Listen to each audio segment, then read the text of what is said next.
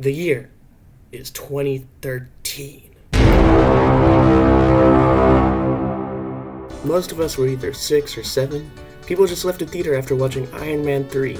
They played Flappy Bird, watched Vine, and Darren Haber opened up the Glen Park branch of the San Francisco Library just like any other day. The usual crowd of people came in just like any other day. Bookworms, students, quarreling couples, and a man by the name of Ross Ulbricht. However, unbeknownst to Darren, October 1st, 2013 would go down as the largest cybercrime bust to that point. 2 FBI agents, disguised as a quarreling couple, would go down and start an argument with each other, distracting Ulbricht and giving a third FBI agent just enough time to snatch his laptop with the screen still open. That last part was the most important. It was also the reason why the FBI had to take such a roundabout approach to catching Ulbricht in the first place. If they'd done such a conventional raid, busting through the ceilings and what have you, Ulbricht would have closed his laptop and the program on said computer would wipe his hard drive clean. Ross Ulbricht would be charged with engaging in a continuing criminal enterprise, narcotics conspiracy, conspiracy to commit money laundering, and conspiracy to commit computer hacking, and sentenced to double life imprisonment plus 40 years without the possibility of parole. Ulbricht was also ordered to pay about $183 million in restitution for all the illicit activities on the Silk Road. But let's take a step back. How did we get here? Who exactly was Ross Ulbricht? And what was that Silk Road we just mentioned?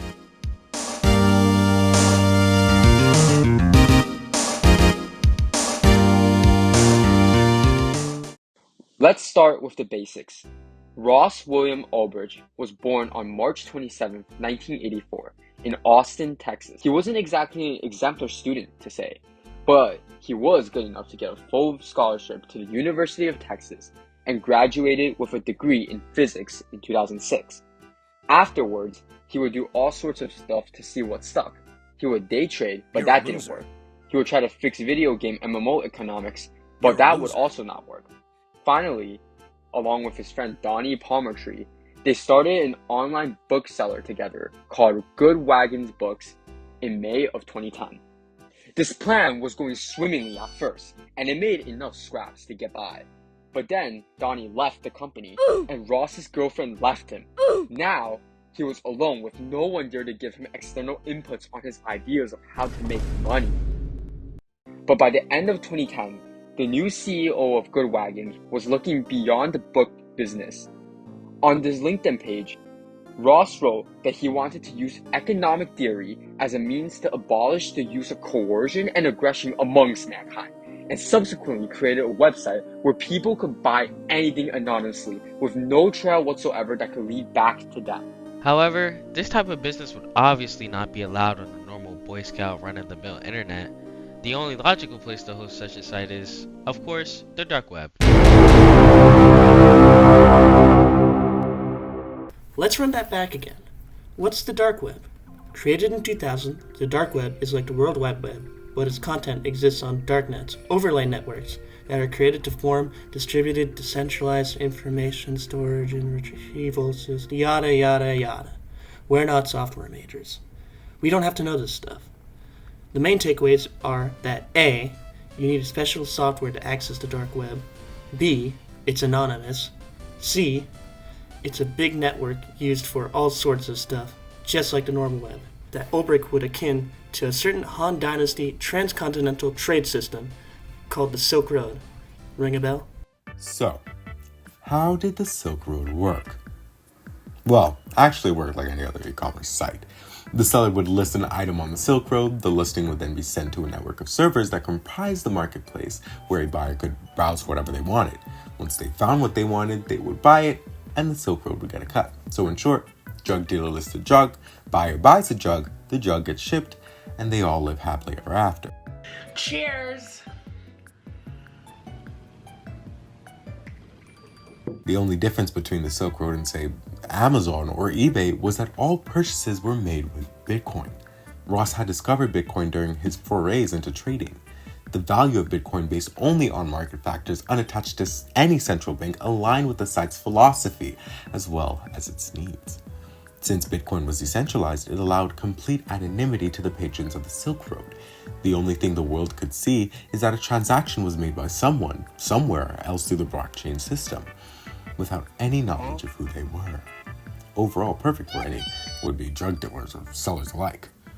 On the Silk Road, Ulbricht would go by the pseudonym Dread Pirate Roberts from the movie The Princess Bride, as a ploy to make any law enforcement assume that the user who ran the Silk Road was more than one person. If you ever seen The Princess Bride, it's apparent why. His daily job on the site was to moderate it and make sure no one got scammed.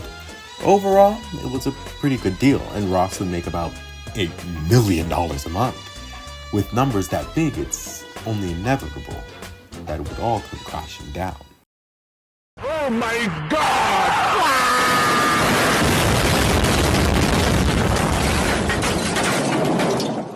But how did the Silk Road fall? The short answer would be that it got too big and the feds found out and busted it. The long story would be that when the Silk Road first started, Ulbricht needs to get the word out about his hot new drug eBay.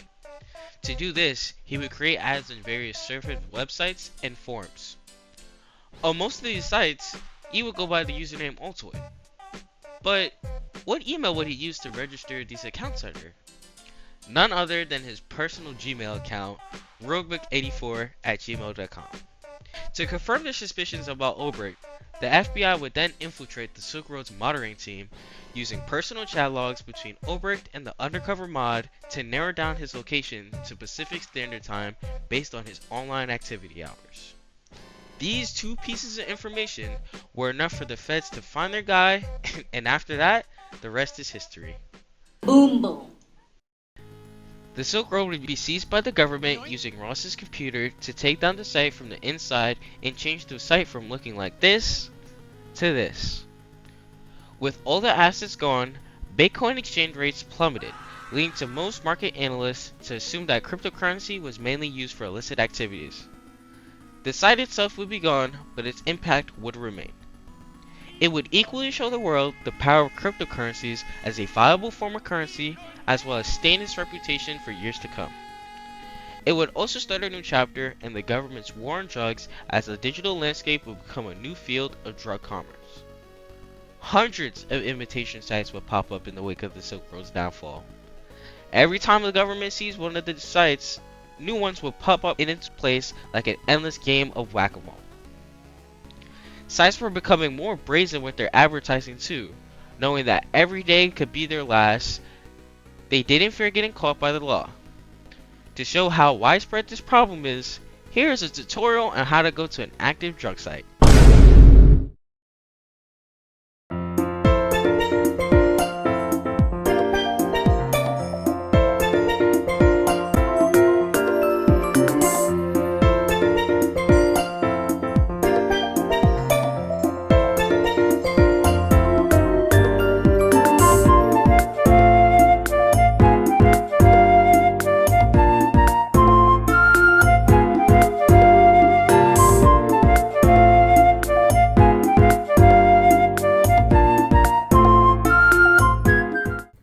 After his trial, there would be a movement led by Ulbricht's family and internet advocates to set Ulbricht free. Some argued that Ulbricht's site was simply a platform for others to freely exchange goods without government interference. If a site like the Silk Road could be taken down, there'd be no stopping the government from taking down and punishing owners of sites like YouTube or Reddit for posting content that may go against the government's ideology. Though, he was tried in a separate trial for murder for hire charges, so he wasn't all squeaky clean. Ulbricht would come to gain a cult-like following in political circles akin to Julian Assange or Edward Snowden. Love him or hate him, the world is now a different place because of the Silk Road, and he's just another chapter in an ever-digital world.